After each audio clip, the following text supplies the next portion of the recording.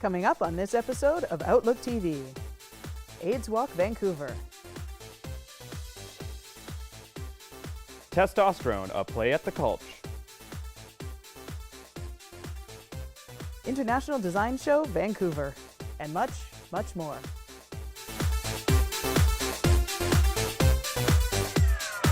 Hello and welcome to Outlook TV. I'm Rebecca Wyman. And I'm Robert Mackay, and you're watching the queer magazine news show that brings you the stories that matter the most from coast to coast. We're going to kick it off in Vancouver with the AIDS Walk. Put in your insoles and strap on your heels, because you better have some support for this walk. We got Sister Fancy Pants covering the story. We're at Vancouver's AIDS Walk at Sunset Beach in downtown Vancouver. We're here supporting Positive Living BC and all the services that they provide for our community members who are living with HIV and AIDS. Let's see what fun events they have for us today. 1, 2, 3. This year's is a little different because people are finding it harder in Vancouver all the time to live, and people on disability, it's harder and harder. Then there's a huge drug problem in BC right now, and we still have walkers who are willing to come out and show up, and I think that's the thing that's the same, is that people are always willing to be here. But the thing that's different is life is harder for people living with HIV, and it's very hard. The stigma hasn't changed. It's very hard to reveal that you have HIV. Coming out to the West End, Vancouver, uniting as a community to say we will not forget you, we will not leave people to suffer in silence, we will try and raise you up and give you a community and give you a home as much as we can together. You know, it is an inspiring day for sure. What brings you back every single year? Well, seeing old friends, but also just remembering friends that I've lost and people that our community have lost, but heroes who've done so much to make this community what it is. We offer our prayers to all of you. My late brother passed away in 2006 from AIDS-related illness. He was two-spirited and he was Indigenous and he was also deaf. And my family, we do our best to continue to work in this area to honor his spirit. And we're very proud to be here today to continue work that my late father did. Joe Average is going to be here. Oh, I love Joe. Our t-shirts are made by Joe. His design, he's such a giving man. If you discover something hidden in the emblem and the beautiful image he has created for the AIDS Walk this year. If you figure out what the hidden little thing is, you'll win a print, whichever print you want. What a fabulous, generous thing. Thank you so much. I've been fundraising for the AIDS Walk for the last 19 years. I've been with PFLAG for about 18. So we're very excited this year that our team raised $3,400 for the AIDS Walk. So. Most important things for PFLAG is to help parents, friends, and families understand what the community is about. And so one of the things that frightens parents is HIV. And so we want to make sure that they understand what supports are in place, what changes have been made, and how things are getting better.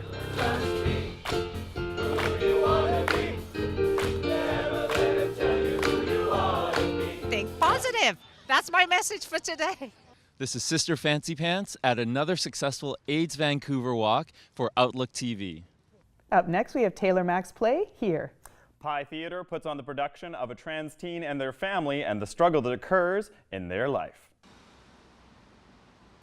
We are here at the Annex in Vancouver, where Pi Theatre is releasing the Canadian premiere of HIR by Taylor Mack. We sat with the cast and crew last summer during the promotional photo shoot for the play. Here's what they had to say about the production. So the play is about a very dysfunctional family. It's a dark comedy, and basically you get to see just how this family has come apart at the seams and how all of the actors, all of the characters are kind of in their own transitions. Max is the younger sibling of Isaac.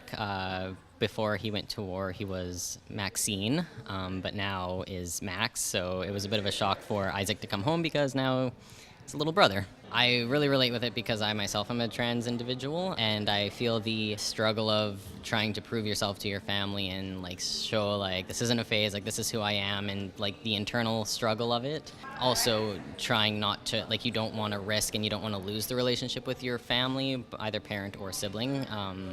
because I have 3 siblings of my own, and so like I know how Max feels having his sibling look at him and kind of be like, whoa, like, what is happening? Isaac has just been dishonorably discharged from the army for reasons which you'll have to find out. And he comes home hoping to be able to finally relax and rest his head on his pillow in his room, his childhood home. And he comes home and discovers that everything is completely turned on its head and very different than what he was expecting. And I know that Isaac has an idea of coming home to try and right things, trying to make things better. And when he comes back, everything is completely different.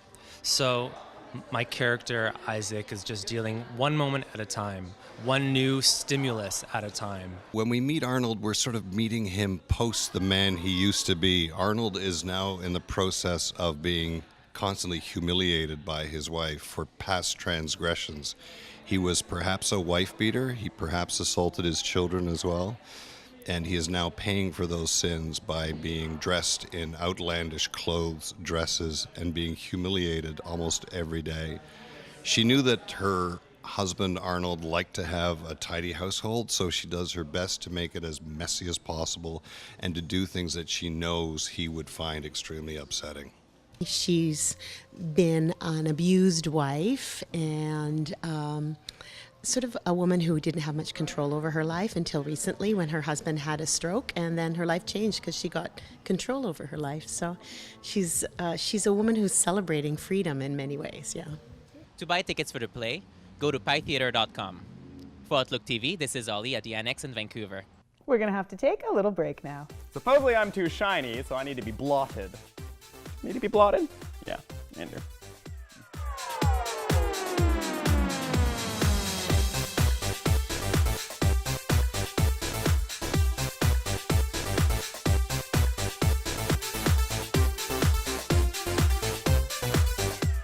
Welcome back. You're watching Outlook TV. Up next we have Flame. So I hope you're ready to curl up for some nice intimate stories of LGBTQ community. Jack hosted, I hear. He did? Yeah. Hey, you flaming homos! Outlook TV is here on Main Street to check out the flame. Come on, we're gonna light the place on fire. The Flame is a storytelling event that takes place here at Hood 29, formerly Cottage Bistro. It is a night where storytellers come along and they tell all their amazing stories about themselves. They have to be true and they have to be a few, so about 7 minutes or so. Tonight's storytelling event theme is LGBTQ+. I think events like this are important because it's great for people to get their stories out there. It's like therapy a little bit, and you have a whole audience of counselors to help you through it. How did this all begin? 10 years ago in our front room, actually. We brought a bunch of friends together and they told their stories just to test fly it, to see how it would work. My wife, Deborah, is one of the originators, and we had another on board, Joel, working in. Always enjoyed listening to the podcasts of The Moth and thought that we could do something similar to that here in Vancouver. And Deborah really wanted to be able to bring her friends to a venue close by. So we walked the 2 or 3 blocks from our home to set this up each month. Tell you how I got pregnant. Man friend, cup, wife, tiny turkey baster, butt in the air on a pillow, orgasm. I'm hoping to have people laugh a little bit. I'm sort of telling my coming out story and how a certain family member reacted. So it should be fun, I hope. I went to an all-girls school and was told all my life for 13 years that lesbians were disgusting. And to have the platform to share that story and to share with others that it's okay to be gay and to have kids realize that as well is huge for me. I showed up at my first Vancouver Pride event back in 2013, and the first thing that I was asked was, what are your pronouns? Well, I didn't know what that meant, so I asked, and I was immediately told about trans people and what it means to be trans, and something at that point clicked. I personally have struggled with social anxiety, and I ended up getting over that by just throwing myself into situations, and I understand that's not everyone's approach, but if you feel comfortable coming out and sharing your story or listening to other people's stories, then I would say do it, because you might learn a lot, and it might lead you in a whole new direction than you might have thought. Am I willing to give up my place in heaven just to be with women. Yes! We don't need no water, let that mother burn. I'm Emily Ann Fraser reporting live for OutlookTV Vancouver. Let's visit the Vancouver International Film Festival for Boy Erased. If you weren't feeling enough this episode, Joel Edgerton's film is about gay conversion, and it's a heavy one. So get the Kleenex, get the Haagen-Dazs, and get ready to feel. Boy Erased is a movie about a youngborn who is faced with a choice of going to conversion therapy or to be permanently banned and exiled from his family. The movie, produced by Joel Edgerton, features Nicole Kidman, Russell Crowe, and Lucas Hedges. We spoke with Joel Edgerton during his visit at the Vancouver International Film Festival. I think about men. I don't know why. And I'm so sorry. This is the story of Garrett Conley, whose memoir, Boy Erased, I read and became very obsessed by.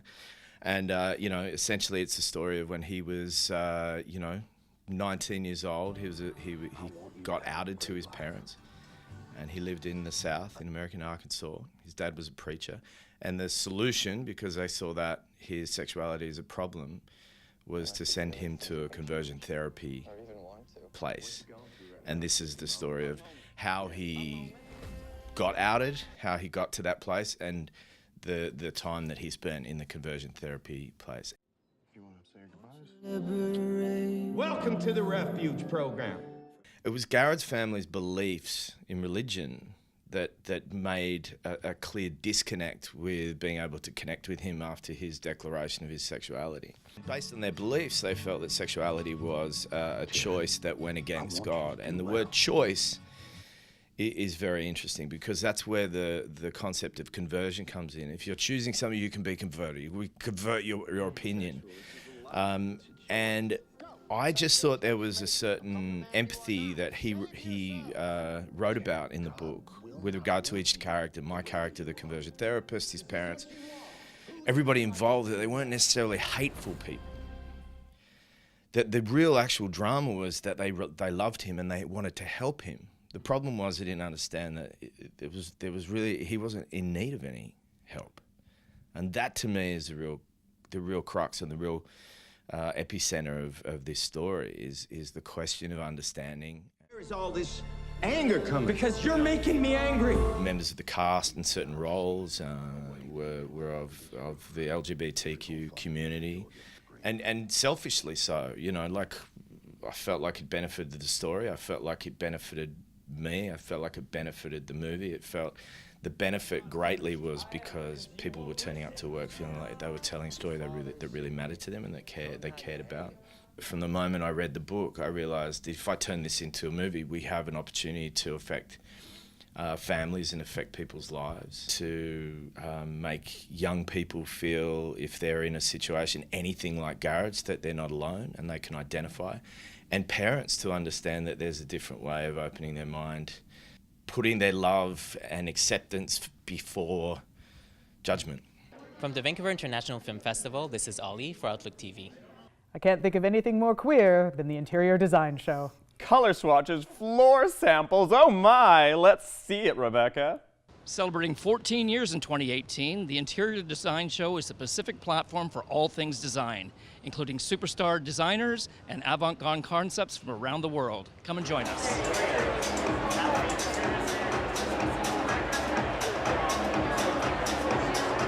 The size of the show, the square footage, interestingly enough, is almost stayed the same here.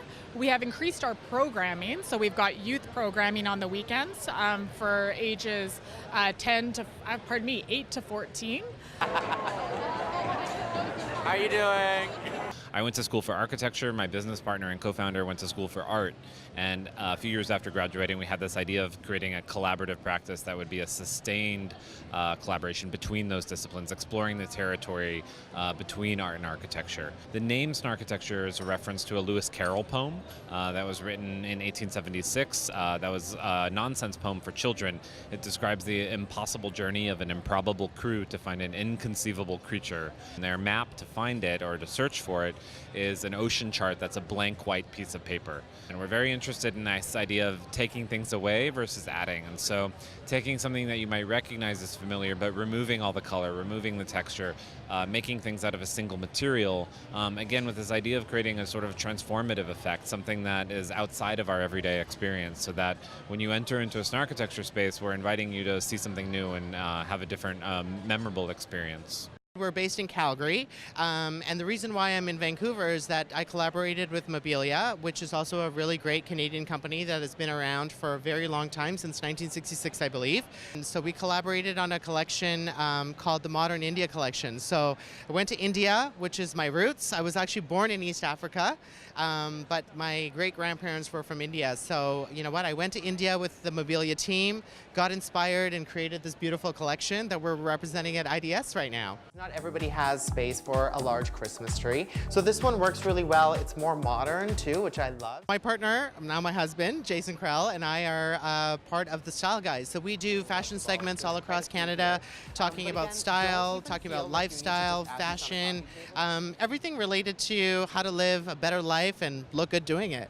Do you have any advice or special tip for our audience on design? When it comes to design, it's all personal. You know, I think that you have to make every single one of your spaces personal to who you are, and that's how we design for every single client. We definitely have a design aesthetic that we try to achieve, but when we work with clients, it's all about getting their personalities and their character into each of the spaces that we design for them. So I think when it comes to design, have fun, be creative, do whatever you want. There are no rules, and just do what you want. For Outlook TV, this is Angus Pratt at the Interior Design Show 2018 in Vancouver. We're going to have to take another little break now. Are you firing me? Not yet. Not this round. One more episode.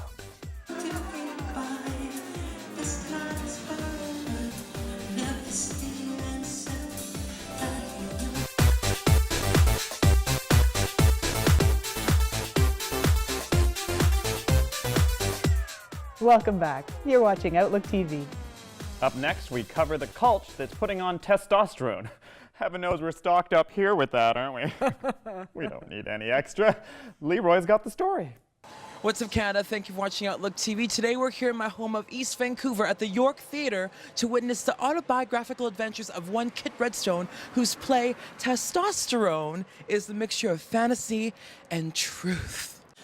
But I've only had a voice this deep for 2 years, so it gives me a great deal of pleasure to use it. Testosterone is a sort of insane medley of many different disciplines, theatre styles, and ideas of masculinity that we've sort of honed into a piece which is from the perspective of a trans protagonist, which is my character.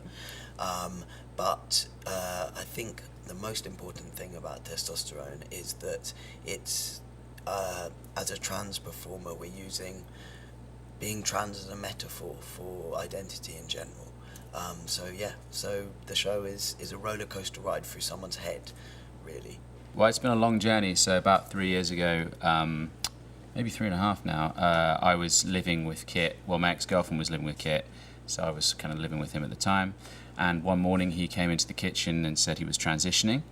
And then we had this long conversation that went on for ages, which made each other laugh and talking about what that was going to be, like becoming a man and stuff like that.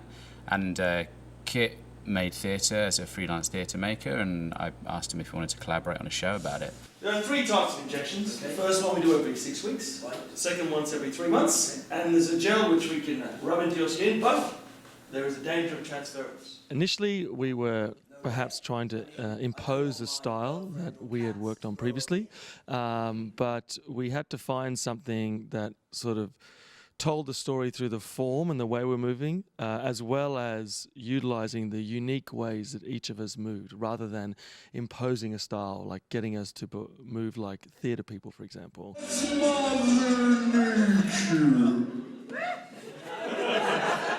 First and foremost, this journey for me has been a creative process, and the personal has only been relevant up to the point at which it serves the creative process. So in a way, I've been quite sort of mercenary and kind of calculated with my own stories, which I actually find it quite easy to be.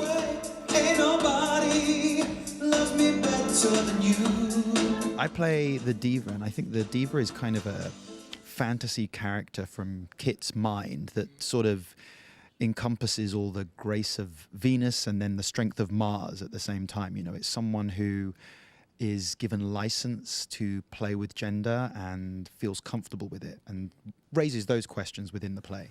Oh, but in an ideal world. Don't underestimate how wonderful you are and how wonderful you are in all your sizes, shapes, and, you know, bits and bobs. And I guess I would say, don't lose the sense in wanting to be cis of your incredible uniqueness, you know, that as a trans person, you know, embrace your transness if you can. If you live in a culture where you're allowed to do that and you can, embrace it. And from Vancouver at the York Theatre for Outlook TV, my name is Leroy Wan. We're going to head over to Montreal and check out impersonator Jimmy Moore. And not just any impersonator, but Madonna. So I hope you're ready to vogue French-Canadian style. Montreal impersonator Jimmy Moore is celebrating 20 years in the industry this year. Jimmy Moore is a staple in the Canadian scene, and he is known for his impersonations of Madonna, Michael Jackson, and Tina Turner, amongst others.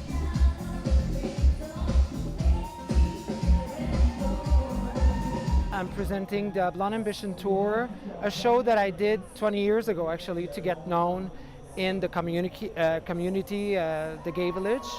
And I remember at that time, people were telling me, oh my God, you cannot do Madonna.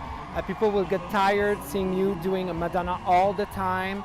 And here we are, 20 years later, still doing Madonna, and nobody complains about it. I consider myself a bit like a revolutionary in my own terms, because everybody right now is doing drag, and I'm the only one left in our province doing like professional impersonations per se. But I guess that when you stick to your guns, at the long-term period, you're getting more recognition than just going on with the flow. Like Madonna did, she never went with the flow. She created her own thing, so that's the most important thing she taught me. I've started loving Madonna. I was 13, and she was the first character I wanted to do.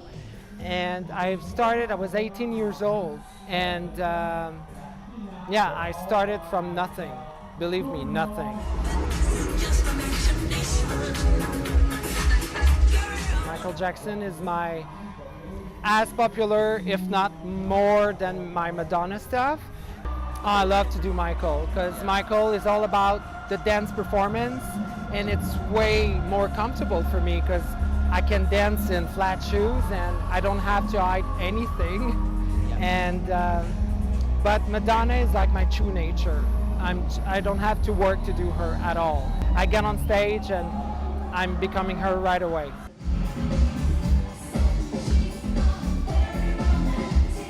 What would you say to kids that are into drag?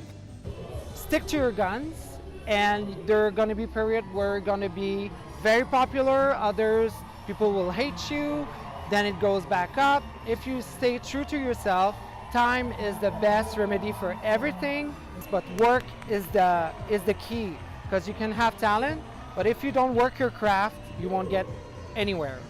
Work is the key. Work for your dreams. To learn more about Jimmy Moore, check out his website, jimmymore.ca. For Outlook TV, this is Ollie in Montreal. Unfortunately, that is all the time we have for this episode of Outlook TV, but we'll be back very soon. And we have so many other digital mediums you connect to us with. We've got Facebook, Instagram, Hi5, Friendster, you name it. We even brought back MySpace. But that's all right. We'll be there for us. Shoot us an email if you'd like to volunteer with us. We need you all over Canada. Yeah. Thanks so much for joining us. I'm Rebecca Wyman. And I'm Robert Mackay. Stay fabulous, Canada.